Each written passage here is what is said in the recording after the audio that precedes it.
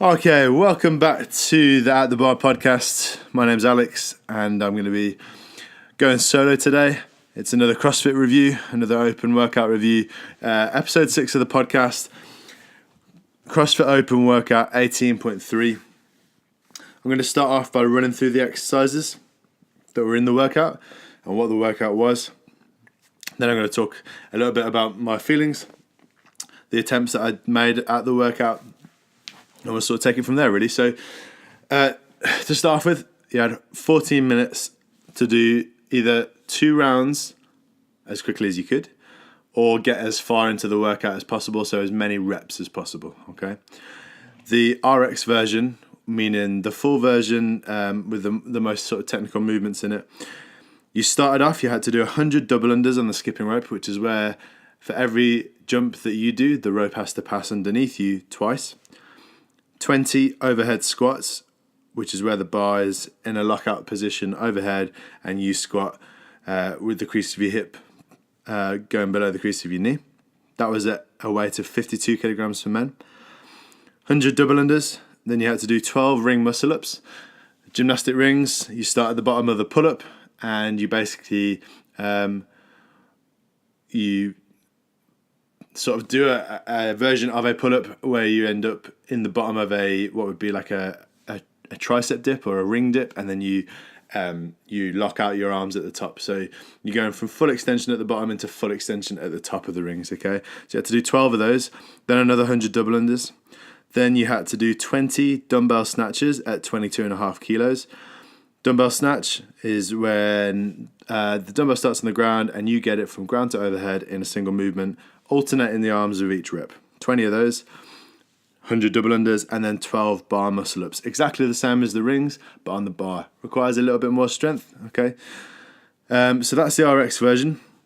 The scaled version, only a few things changed. So instead of doing double unders on the skipping rope, you were doing single unders. You still had to do overhead squats, but this time at a weight of 20 kilos for the men instead of 52. So quite a big difference there. And instead of doing the ring muscle-ups or the bar muscle-ups, you just did pull-ups. Also, the weight on the dumbbell snatch was changed to just 15 kilos as well. So my first attempt happened on Friday night. I chose to do it scaled because I wasn't even sure if I was going to bother attempting it RX. I'll sort of come to that in a minute. And I did well. I completed both rounds in 11 minutes and 10 seconds. Sort of got a good workout from it in terms of the conditioning aspect of it. Really sort of burnt up my shoulders and my calves. You just really felt it on your ankles just because of the sheer amount of sort of skipping in there. And to be honest, it was a really doable workout for me. I don't want to say easy because I think that is sort of belittling, but it was definitely something that I was well within my wheelhouse. I could do comfortably, shall we say. That's probably a better way to phrase it. And I was thinking, okay, so maybe on Sunday after a couple of days rest, I might try again, just to see how far I get, not for any particular reason. And to be honest, when this workout was announced, I was a little bit gutted because double unders are something that I've been lazy in my practice of, so I knew that I was going to struggle through those. I haven't overhead squatted an awful lot in a while, mainly because I've had a couple of shoulder injuries over the past sort of 8 months. And you know, I can't do a ring muscle up or a bar muscle up. So even if I'd have got to that stage in the workout, still would have really struggled. And the only real benefit of RXing it is that basically on the worldwide leaderboard, which I mentioned last week, it just positions you higher than anyone that scaled it.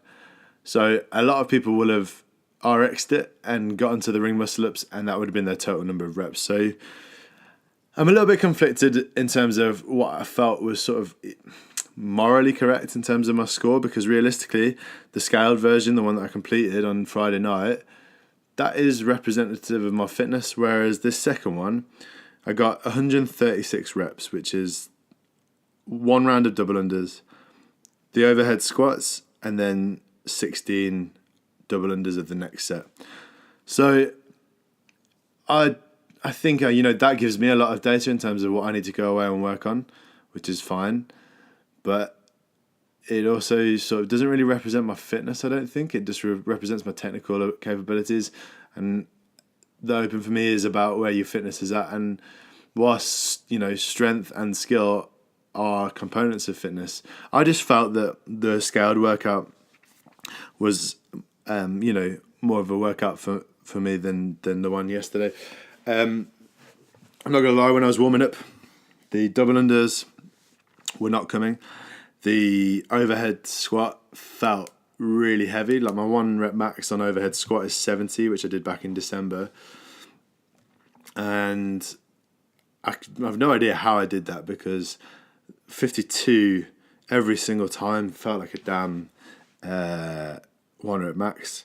I really struggled through the 14 minutes on the second attempt on Sunday. I actually was not going to do it. After the warm-up, I just thought, what is the point, really? Because I knew exactly where I'd be with it. And I think my overriding feeling is of just disappointment in myself.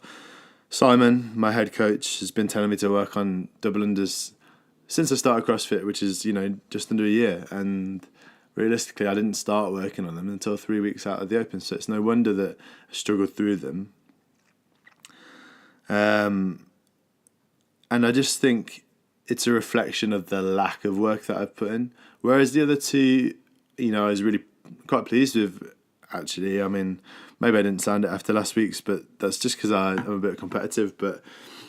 And I think I need to take my own advice in terms of what I said I was doing the Open for last week. And also from the Mindset podcast that me and Harry released on Friday. I just need to chill. It's not like I'm going to regionals.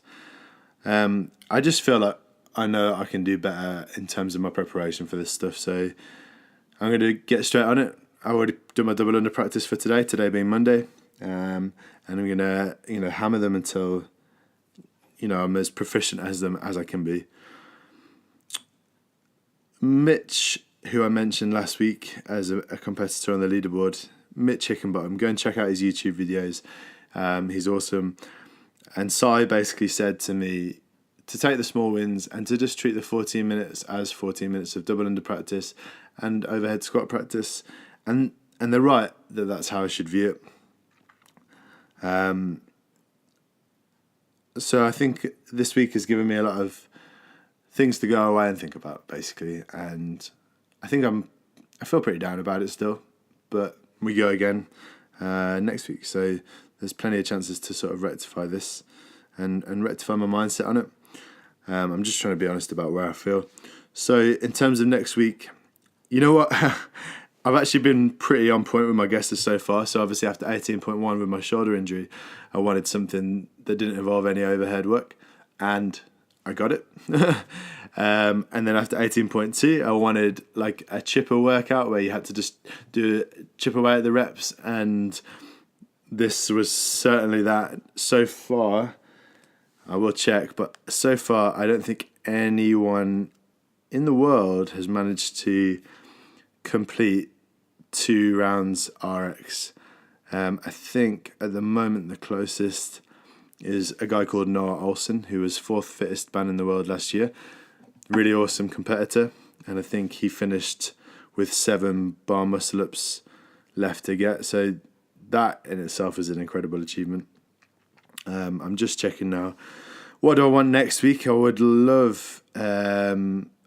I say I would love. It would be cool to have a sort of ladder, a strength ladder of some sort, where the weights either ascended or descended. That's what I'm hoping for, and we'll see if I can guess this right. Hold on, 18.3.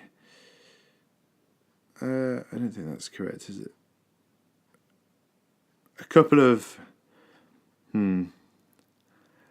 I think these results need to be checked slightly. A couple of people claim that they've finished it on the dot. We'll see. We'll see about that. I mean, there's videos submitted, so maybe I should have a little look. But yeah, anyway, we go again. We're going to train those weaknesses until they become our strengths.